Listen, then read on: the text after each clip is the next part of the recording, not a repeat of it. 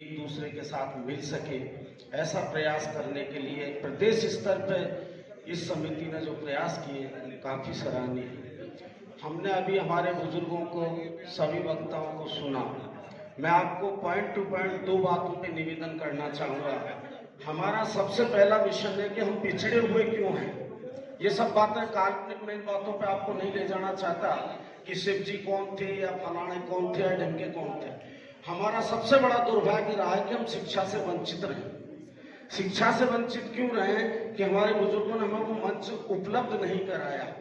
आज जैसे जैसे जो स्थितियां बनी हैं, उन सब परिस्थितियों को देखते हुए हमें हमारा एक प्रदेश के स्तर पर नेतृत्व करने वाले एक शुद्ध छवि वाले व्यक्ति की, इंजन की आवश्यकता है, जो हम तलाश करने में आप सभी लोग लगे हुए। उसी सिरों में ये श्रृंखला में ये मंच आज आयोजित किया गया था। दूसरा निवेदन मैं आपको ये करना चाहूंगा कि शिक्षा के संबंधित जब बातें आती हैं तो सारे समाजों का नेतृत्व करने वाले जो भी है वो सबसे पहले पॉइंट यही रखते हैं। और आज सभी समाज का प्रादेशिक स्तर पे या कहीं ना कहीं स्तर पे एक बहुत अच्छा राजनीतिक नेता है जो उसके समाज को गति प्रदान कर रहा है। हम आज भी अपने आपसी फूट में इतना बेमनुष्यताएं बढ़ाए हुए हैं। एक क्षमा चाह के एक शब्द बोलना चाहूंगा, आपने प्रदेश अध्यक्ष के लिए ये मंच खड़ा तो कर दिया कि आपने ये सोचा है कि हर जगह पे 3-3, 4-4 समितियां बनी हुई हैं। आपके पास है जवाब? आप 4-4 समितियों को चला रहे हो। आए दिन व्हाट्सएप में पढ़ने को और देखने को मिलता है फलाना समिति, जिसके जो मन में है समिति बना ली है। हमारे भ्राता शिव प्रकाश जी ने इस बात पे प्रकाश डाला था, बंधुओं जब तक अपन घर के कचरे को साफ नहीं करेंगे मोहल्ला साफ नहीं कर सकते, और मोहल्ले को साफ करोगे तो गांव साफ होगा, गांव साफ होगा तो समाज का विकास। ज्यादा इस विषय को भी नहीं खींचना चाहूंगा। 2 टप्पे निवेदन तो यह, अगर आप प्रदेश अध्यक्ष पर वास्तविकता में किसी ऐसे व्यक्ति का चयन करके लाते हो कि वो पूरे समाज को एक अच्छी दिशा प्रदान कर सके, तो सबसे पहला प्रयास आपका होगा जो 4-4 समितियों का निर्माण हो रहा है उनका गठन एक हो। वो सब जगह की समितियां मिलकर के, मैं ये नहीं कहूंगा उनका रजिस्ट्रेशन निरस्त करवाया जाए। जो पूर्व समिति है नीति के अनुसार चलो, जो हमारे बुजुर्गों ने समझाया था। जो पहली समिति है उसको प्रधानता दे करके जो 3 या 4 उसके अंडर वर्किंग कार्य करें और वहां से साफ सुथरी लाइन अपनी चले, सबका मन एक हो जाएगा। निश्चित तौर पे अगर आप प्रदेश अध्यक्ष का चुनाव आज कर लें या कल कर लें, जब तक मेरी और आपकी वैमनस्यताएं दूर नहीं होंगी, वो प्रदेश अध्यक्ष भी 4 खड़े हो जाएंगे, तुम्हारी उल्टी शर्मिंदगी होगी अन्य समाजों के सामने। जहां से हम गिरे या उठे, आगे बढ़ने का जो प्रयत्न करेंगे वो शून्य हो जाएगा। सभी से पहला अनुरोध यह है, जितनी भी समितियां जो विघटन के रूप में पड़ी हुई हैं उन सबको समायोजित किया जाए। अगर आप सब इस विचार से सहमत हैं तब तो ये विचार आगे बढ़ाने में आपको फायदा है, नहीं तो समय और धन के दुरुपयोग करने के अलावा हम कुछ नहीं किया आज तक और न कर पाए। दूसरी मैं आपको शिक्षा के क्षेत्र में बताऊं, अभी हमारे डॉक्टर कुलदीप जी बोल रहे थे ओबीसी और उस निर्णय में मैं आपको ले जाना चाहूंगा। हमारा मेन उद्देश्य हमारे बच्चे शिक्षित हों, क्योंकि हमारे पास धन का अभाव है, रोजगारों की समस्या है हम सभी के पास। हमने, आपने, सबने मिलकर के हमारे समाज को कुछ बुजुर्गों ने ओबीसी की श्रेणी में ला करके खड़ा किया। उसी श्रृंखला में आपको विदित थोड़े से 2 पॉइंटों पे ले जाना चाहूंगा। ओबीसी समाज में भी एक बार विघटन हुआ था। उसके लिए हमारे पास जब हमको पता लगा पेपरों के माध्यम से, जयपुर जाकर के हमने उस चीज को रुकवाया, उस पीड़ा को हमने व्यक्त किया।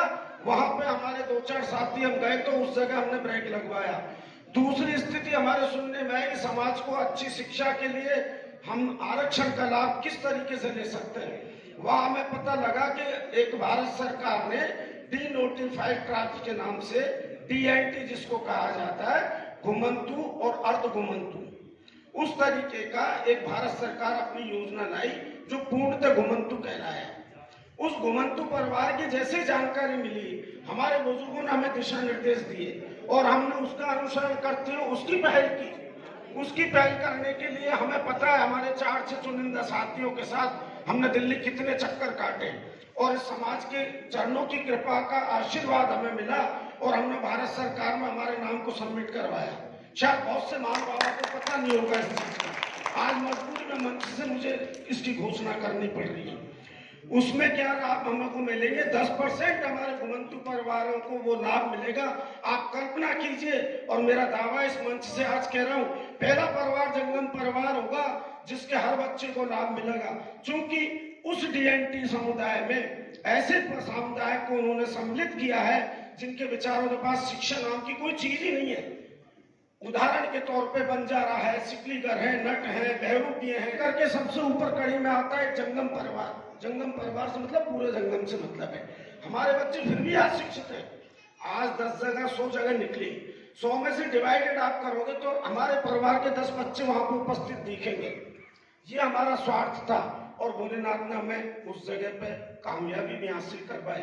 लेकिन दुर्भाग्यवश से कोरोना काल का ऐसा मैटर चला कि वो, और आप में से शायद कोई सज्जन बैठे हो, उसका परिणाम ये निकला डीएनटी समुदाय की। क्या कोटा बेल्ट में आप हैं, वहां पे एक सर्वे के लिए गए थे ना डीएनटी समुदाय के? आप गलत काम नहीं करें। सीमलिया से कौन है? सीमलिया से कोई 12 से है तो बताएं, मेरे पास पेपरों की कटिंग है। दीपेन जी को पता है, दीपेन जी आए हुए हैं। सीमलिया में गए थे, कोटा बेल्ट में वो 2-2 4-4 जगह गए थे।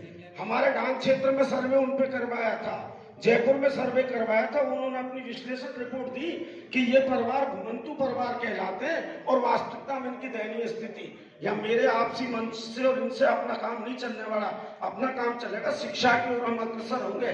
अगर हमारे नवनियाद नवजीवन जो नवयुवक हैं वो शिक्षा से जुड़ेंगे ना तो स्वतः समाज का उद्धार हो जाएगा, बशर्ते पुरानी पर पार्टियों पर हम कम ध्यान देंगे।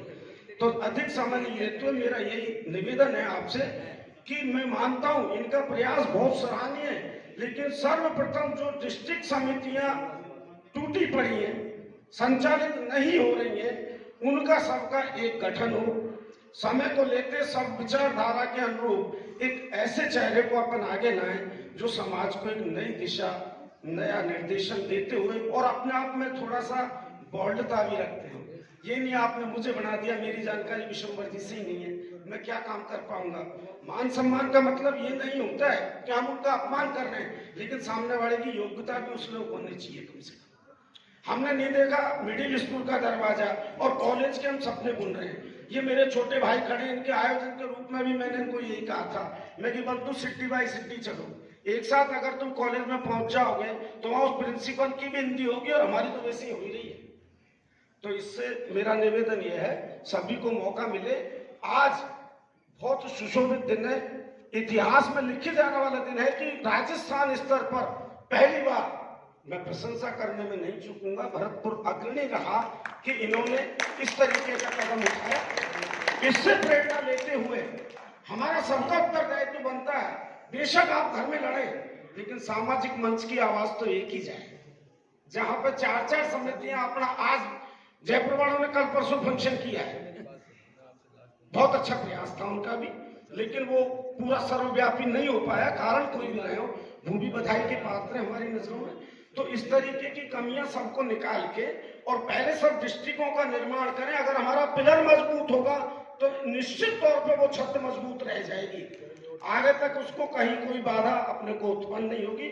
शुद्ध मन से तुम्हारी वैमनस्यता उसको निकट भविष्य में आप दूर कर लोगे, लेकिन कम से कम सब समितियों का एक विलय हो, उसके साथ सबके निर्णय निकल के आए और वो जो भी बुद्धिजीवी हैं जो आज आपके द्वारा 11 या 21 बनाए जाएं, उनको आप समय सीमा में बांधिए। उनको ये कहिए कि भैया 21 दिन या 1 महीना या 2 महीना, उस 2 महीने के बीच में आप सब समितियों का निर्माण कर लें। सभी की राय से कम एक डिस्ट्रिक्ट से 1-1, 2-2 नहीं तो 1-1 आदमी तो हो जो इस कार्य को अच्छे से रूपरेखा प्रदान कर सके।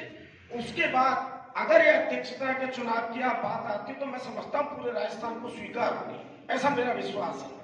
करने वाला व्यक्ति कभी छुपा नहीं रहता, उसे किसी मंच की आवश्यकता नहीं होती है, वो खुद अपने आप में सेल्फ स्टार्ट गाड़ी होती है। तो इन शब्दों के अलावा मैं इतना कह के अपना स्थान ग्रहण करना चाहूंगा। तो अधिक समय नहीं लेते हुए उन 11 या 21 जो भी आप सर्वसम्मति से चाहते हो, जो बुद्धिजीवी हमारे हों, उसमें कतई कोई भाई भतीजावाद पक्षपात नहीं हो, जो व्यक्ति समय देने में सक्षम हो, अपना समय समाज के लिए समर्पित कर सकता हो, उन व्यक्तियों को आगे लाके और आगामी योजना आप सबके सामने प्रस्तुत कर दें। इतना मैं कह के अपना स्थान ग्रहण करता हूं। धन्यवाद आदरणीय दीनदयाल जी का, बहुत बहुत धन्यवाद समाज को एक नए मार्गदर्शन के लिए। मैं आदरणीय शिव प्रकाश जंगम जी हिंडौन जी से निवेदन करना चाहूँगा कि मंच पर आकर के और आगे की प्रक्रिया शुरू की जाए।